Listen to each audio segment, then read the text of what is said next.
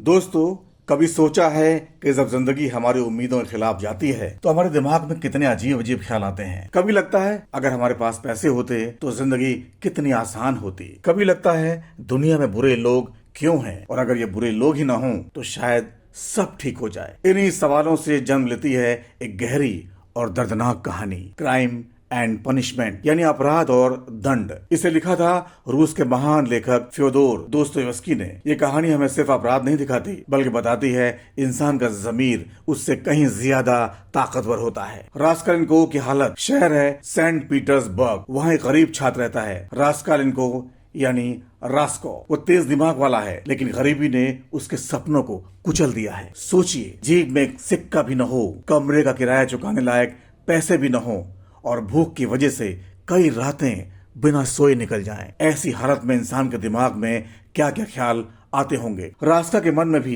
एक ख्याल बार बार आता है, अगर मैं किसी बुरे इंसान को मिटा दूं तो क्या यह अपराध होगा या फिर समाज के लिए भलाई वाला काम। रास्का का खतरनाक सिद्धांत क्या है? रास्का सोचता है दुनिया दो हिस्सों में बटी है। एक तरफ आम लोग हैं जो कानून मानते हैं और दूसरी तरफ खास लोग जो नियम तोड़कर भी महान साबित हो जाते हैं। वो खुद को उसी दूसरी श्रेणी में देखना चाहता है और उसकी नजर टिकती है एक बूढ़ी साहूकार महिला पर। वो औरत गरीबों को ऊंचे ब्याज पर पैसे देती है और उन्हें अपमानित करती है। रास्का सोचता है अगर ये औरत मर जाए तो कितने लोग चैन से जी पाएंगे और उसकी दौलत में से कई अच्छे काम मैं कर सकूंगा। हत्या का डर और हैरानी। एक दिन कांपते हाथ, तेज धड़कन और माथे पर पसीना लिए वो उस औरत के घर पहुंचता है। दरवाजा खुलते ही कुल्हाड़ी उसके सिर पर दे मारता है। वो औरत वहीं गिर जाती है लेकिन तभी उसकी बहन भी वहां पहुंच जाती है।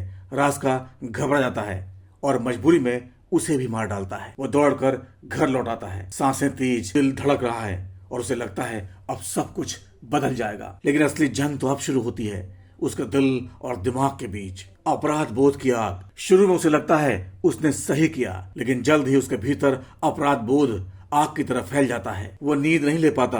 रात को अचानक चीखते हुए उठ जाता है। सपनों में वो बूढ़ी औरत का खून से सना चेहरा देखता है। पुलिस की हल्की सी आहट भी उसे डराने लगती है। सोचिए कैसा लगता होगा जब आपको लगे पूरी दुनिया आपकी आंखों में आपका अपराध पड़ रही है। रास्का अब वही झेल रहा था। सोफिया की रोशनी। इसी अंधेरे में उसके जीवन में आती है सोफिया यानी सोनिया। सोफिया गरीब है, मजबूर है, लेकिन उसके अंदर इंसानियत और ईश्वर के लिए गहरा विश्वास है। वो अपने परिवार के लिए बलिदान देती है लेकिन उसके चेहरे पर एक सुकून है। रास्ता को देखकर वो कहती है तुम्हें अपने अपराध से भागना नहीं चाहिए, तुम्हें सच स्वीकार करना चाहिए। सच्चा साहस हत्या में नहीं बल्कि अपने गुनाह को मानने में है। उसकी बातें रास्ता के पत्थर जैसे दिल पर चोट करती हैं। कबूलनामे की घड़ी। दिन ब दिन उसका अपराध बोध बढ़ता जाता है। वो अब और नहीं सह सकता। आखिरकार सोफिया के कहने पर वो पुलिस स्टेशन जाता है। घुटनों पर बैठकर आंसुओं से भीगी आंखों से कहता है हाँ, मैंने ही हत्या की थी। उस पल उसे लगता है जैसे उसके सीने से सालों का बोझ उतर गया हो। दंड और असली मुक्ति। रास्ता को सजा मिलती है। उसे साइबेरिया के जेल भेजा जाता है जहाँ बर्फीली हवाएं और कठोर जीवन है, लेकिन वहीं उसके दिल में इंसानियत का बीज पनपता है। सोफिया उसका साथ नहीं छोड़ती। धीरे धीरे वो समझता है असली महानता